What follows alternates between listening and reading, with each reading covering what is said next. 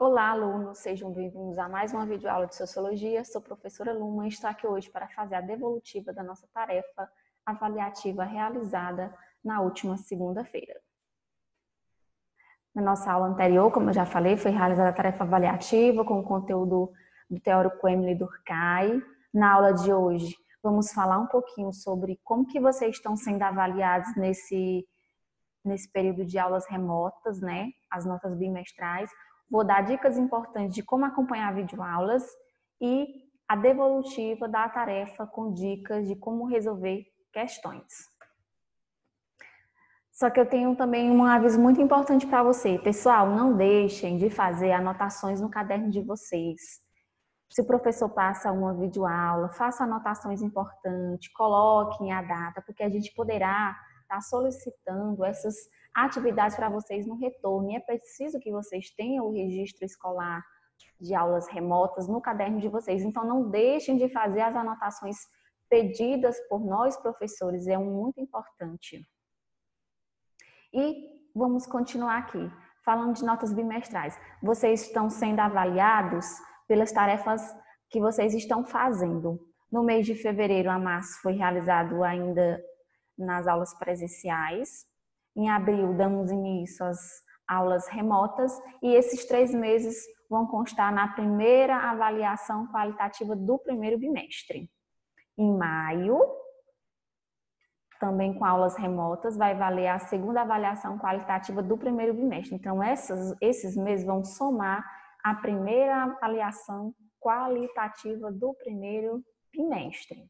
Em junho, realizamos diversas atividades, principalmente a tarefa avaliativa, vai constar na primeira avaliação qualitativa do segundo bimestre. Importante, pessoal, em que critério vocês estão sendo avaliados? Produção textual, quando a gente passa uma pesquisa, um resumo, um exercício, o fórum, a videoaula, tudo isso vale 6 pontos.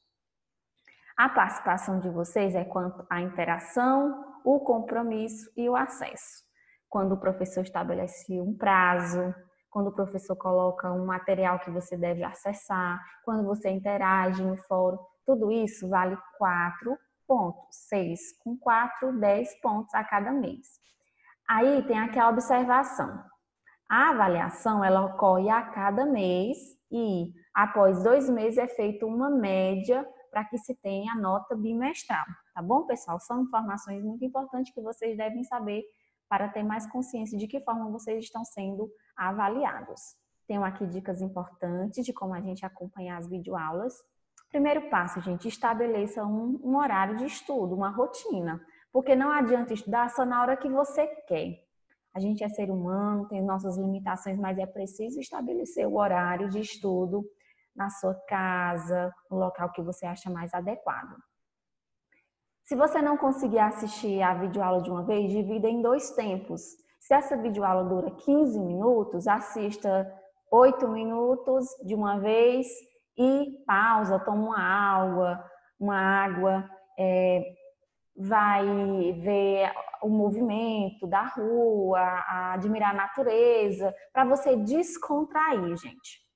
Então, divida o tempo em 2, da forma que você achar melhor, para que você não possa se perder no raciocínio. Sempre esteja com papel e canetas em mão. Neste momento desta videoaula, pessoal, esteja com papel, caneta em mãos, para que você possa anotar o que o professor fala, alguma informação que você acha muito importante, que você pode esquecer, informações sobre o conteúdo, porque a gente aprende lendo, ouvindo, vendo e também escrevendo. Sempre assista a videoaula até o final. Muitos assistem a videoaula talvez só 2 minutos, para e acha que aí já foi, já valeu. Não, pessoal. Se você não assistir a videoaula, eu não vou contabilizar a sua frequência e, consequentemente, a sua participação. Tem aluno que toma falta porque não consegue fazer isso que eu estou pedindo. Não assiste a videoaula completa e acaba perdendo a frequência.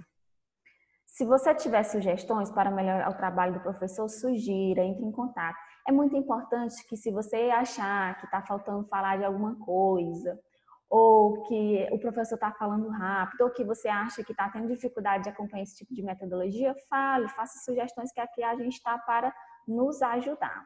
Tenha responsabilidade, gente, justificar a sua ausência, a sua falta, para que a gente possa saber o que está acontecendo com você. Comunique as suas dificuldades. Se você não conseguir assistir a videoaula por motivo de internet, comunique ao professor para que a gente possa buscar outras soluções. Vamos agora à nossa devolutiva da atividade. Na primeira questão, ela estava dentro de um contexto que a gente já vem trabalhando desde as nossas aulas presenciais. Que eu falei aqui o que é a sociologia, ela é o que é uma ciência social que estuda o que é as relações sociais. Eu disse como que ela surgiu, todo mundo sabe que foi por meio das revoluções, que fizeram as pessoas ter um conhecimento, um pensamento questionador e sistemático. E só existe sociologia porque alguns teóricos desenvolveram teorias, estudos, falando sobre sociedade. Um deles foi Émile Durkheim. Aí eu fiz a pergunta para você, como é que se denomina a teoria de Émile Durkheim? Só tinha uma única alternativa que vocês poderiam marcar, que era o fato social, por alguns motivos. Foi nossas duas últimas videoaulas. Eu não falei de outro teórico além do Émile Durkheim nas duas últimas videoaulas. Eu orientei que seria cobrado ele na tarefa avaliativa. E, pessoal, não falamos sobre a ação social ainda, é o nosso próximo conteúdo. A dialética, ela não é uma teoria, ela é um método de estudo. E o positivo, falamos dele como teoria, mas isso lá atrás. Então, eu não cobraria uma coisa que eu não falei. Então, gente, olha como muitas vezes a gente perde uma questão dessa por falta de atenção. Na segunda questão, estava totalmente na cara essa resposta. Por quê? Por dois motivos. Esse texto eu tirei do slide da primeira videoaula sobre Émile Durkheim, que é uma caracterização da sua biografia. E ainda coloquei a foto dele. Então tá na cara, né? Que é quem? Émile Durkheim. Augusto Comte não é porque a gente não estudou Émile Durkheim nas duas últimas videoaulas, isso já passou. Não é o Herbert Spencer, porque também a gente não estudou ele, ele foi um dos que iniciou os estudos da sociologia também, mas a gente não falou dele. E o Max Weber também não falamos dele ainda, porque é o nosso próximo autor a ser estudado. Então, é uma questão também que está na cara. E essa terceira questão vem mais uma vez falando sobre Émile Durkheim. Também é um texto tirado do livro de vocês, dos slides que eu apresentei, falando sobre que Émile Durkheim definiu um método próprio, um objeto de estudo para a sociologia, que foi o quê? Os fatos sociais, que ele tinha um conhecimento objetivo sem influências pessoais e desenvolveu uma teoria chamada o quê? Fatos sociais. E aí, pessoal, o que é fato social? Também foi o tema das nossas duas últimas videoaulas. O que é fato social? Maneiras coletivas de agir, pensar e sentir em sociedade. Vamos lá eliminar as outras questões. Não é letra B? Por um motivo. Explicações teológicas têm a ver com religião. Ciência, ela quer algo comprovado cientificamente, então não é a letra B. Conhecimento cotidiano, senso comum também não é, pessoal. Estamos falando de conhecimento científico. Maneiras individuais, poderia confundir, mas também não é, porque eu falei lá na videoaula que o Émile Durkheim desenvolveu uma teoria baseada na coletividade, que a sociedade age de forma coletiva. Então, também a letra D estaria descartada. Ela é uma questãozinha um pouquinho mais complexa, mas que também a resposta está muito fácil. A quarta questão, essa é complexa por um sentido. O aluno que compreendeu a teoria de Émile Durkheim, ele saberia responder por que o uso de farda escolar é considerado um fato social. Vamos lá, a explicação. Coloquei aqui uma imagenzinha para ilustrar a questão da novela RBD, né? O uso da farda, que padroniza os alunos, que coloca uma norma na escola. E o Émile Durkheim, ele veio dizer o quê? Que fato social é uma maneira coletiva de agir, pensar e sentir, como está aqui para você. E, pessoal, são coisas que são exteriores e exercem pressão e coerção social sobre o indivíduo. São as características de generalidade, exterioridade e coesitividade. Então, por que o uso da farda escolar é considerado um fato social? Porque é uma maneira coletiva de agir em sociedade. Lá na escola, e o Emile Durkheim diz que isso é fato social, porque é um padrão, né? A maioria usa, porque é uma norma da escola. Se eu desobedecer, eu vou ser taxada, eu vou ser o diferente, tá entendendo? Isso é fato social. Por isso que o uso da farda escolar é utilizado, é considerada fato social. Essa seria a justificativa. Coloquei aqui algumas as respostas de vocês. Não identifiquei nome, mas está aqui o que vocês colocaram.